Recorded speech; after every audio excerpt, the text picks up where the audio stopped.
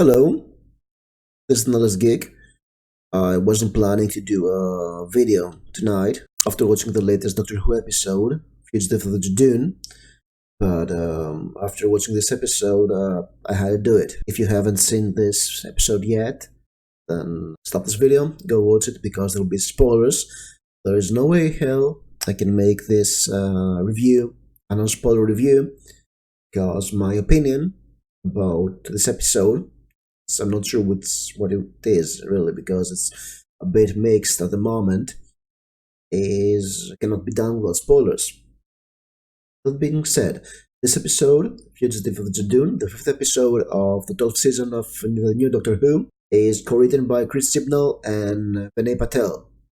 Vinay Patel wrote last season's episode, Demons of the Punjabi, which was one of the best episodes in the previous season, in my opinion, and she proves he can write. And Chris Chibnall, who is the showrunner and writer of many episodes, does not. I mean, it's a given at the moment that Chris Chibnall is mediocre in Doctor Who episodes, at least in the last two seasons. But both of them can't write good sci-fi anyway, so I can sort of see who writes what in this episode because it's kind of split in two, and that makes this episode weird. It's in the middle of the season. Its sole purpose is to follow the story arc in this season with the Timeless Child and all, an arc that started in Spyfall Part 1 and 2 and continues here and sets some very interesting questions, or maybe they're not interesting, they're confusing too at the same time. And there was one moment I was just laughing at this episode. It pulls something that was it's getting to be a cliche nowadays. Plot A plays to Vinay Patel's strength, in my opinion, because he's very good at writing drama and characters. And this plot that happens in Gloucester and centered around Ruth is based on character reactions and drama. I think it hits the stride great. And well, Ruth, it's her birthday. She's an ordinary woman. She works as a tour guide and wakes up to make breakfast. Her husband is late, so they talk before leaving the house. And I really would love to have a return to the cold openings from the previous seasons of Doctor Who because the titles calling and then having a introduction is not working for me. I would love to have, waking up and the Judoon ship hovering over Earth, and that would be a great cold opening. Ruth, say, is kind of obnoxious and annoying. She really has a weird vibe to other people. It's not very good tour guide. She can convince people that they want a tour, even though Harry Potter was filmed by the church. She is offering tour guides in. There is this funny old lady who says, no, suck at work. She was good. And also she goes for a coffee, and in the coffee shop there's a creepy coffee guy who hits on her because he's certain that something is off with her husband, something doesn't add up, and he has a huge folder about him. So at this point, since you see that the Judoon, the rhinoceros-like police, space policemen from season 3, they were introduced in the New Who in season 3, episode 1, where Tan meets Martha Jones in a hospital. And actually this episode starts off reminding us of this episode. It was Smith and Jones, I think, and also the first episode of the fifth season, where 11 meets Amy for the second time, and we have this locked up village and a creature hiding in it. Everything points that the husband is the fugitive.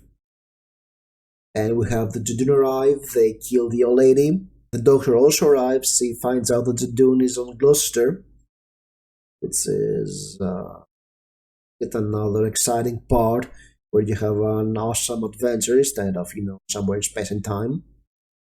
The creepy coffee guy is pointing the finger to the husband, and then he's also killed because he resists Judoon. Because Judoon are bad, they're bad police officers who kill people. And this is somewhere where Chris Chibnall's arc begins, because Graham is teleported away from the coffee shop, and he's teleported to a ship. And his only purpose in this series is that he's confused with the Doctor, because Captain Jack Harkness, and I was happy to see Captain Jack Harkness, even though I think there was some weird CGI about him. He was de-aged for the role, I think, and he's the captain of the ship, and he's corny, horny, and fab self, and I really enjoyed it. It was, I guess, Chris Chibnall was writing this episode because he was humming it up. He was throwing around some science stuff. After a while, the other two companions arrive there. So Captain Jack is babysitting the companions while the Doctor is doing interesting stuff. Kind of works because the companions do nothing in the season. Back to the A plot. The Doctor goes into the Ruth and her husband's house to negotiate because the Judoon are ready to attack. She kind of does these things. She finds a box that is alien. Then, the Judoon go in. They kill the husband. That was a surprise because you'd expect the husband of the fugitive.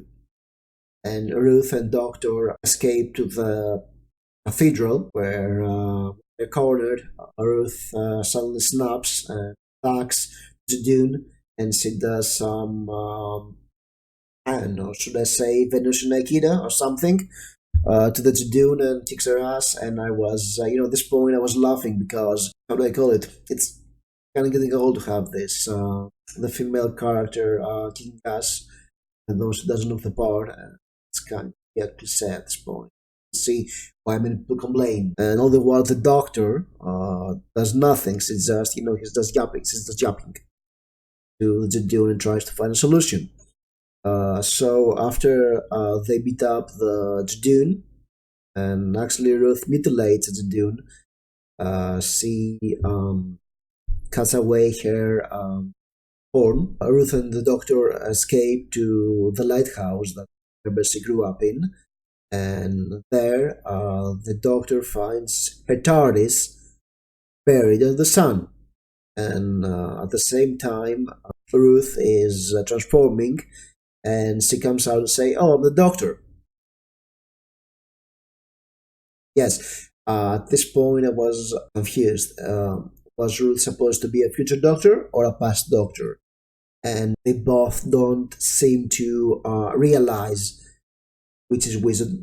None of them remembers the other, so that was very confusing. It messes up with the Time Lord, Doctor Who lore at this point, because we know we have 13 generations of the Doctor. The past self remembers the next self, and you know the 13 Doctors. Actually, the 12 Doctors plus the War Doctor doesn't count for a Doctor. Yes, from the 15th year anniversary episode. So these generations not add up. It makes everything very confusing, and it ties back to Spyfall Part 2, where the Master tells the Doctor everything you know is a lie. Now, back to the B plot, the Captain Jack plot, which is kind of generic. You wonder it's great with Captain Jack, so yes, I get fan service, and fan service is good. I survived the Rise of the Skywalker to fan service, and not even a Star Wars fan. But I'm a Doctor Who fan, so yes, yay, Captain Jack. His entire purpose, except for, babysitting the companions so they won't be annoying, is that he leaves a message for the Doctor just to keep us on the hook for what's coming in the rest of the season. And he says, "Beware of the lone Cyberman." Yes, everything ties. I think that we'll get extra dimensional Cybermen the Cybersmen, I think. Maybe we'll even see Tenth's clone at this point, Heroes. Because why not? I mean, it's fun service, it's fun. We already have established another dimension here. Yes, go for it. Back to the A plot. The Doctor and Ruth are taken to a spaceship where there is this other Time Lord, yes, who is of Gallifrey, because yes, Gallifrey in Ruth's timeline, Doctor, I'll call here Doctor 2. In Doctor's 2 timeline, Gallifrey exists. So we have one timeline where Gallifrey is ruins and another where Gallifrey is whole.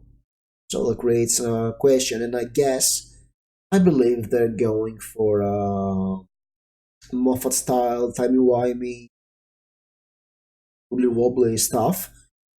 And, you know, actually Moffat, like it or not, he was a great writer throughout all Doctor Who. Yes, he had some average episodes, but he could always deliver a good episode, and no matter how convoluted the plot became, believe me, very convoluted at many points, and it was very hard to follow Doctor Who especially during a part of this era. It was very tiring for many people, self included.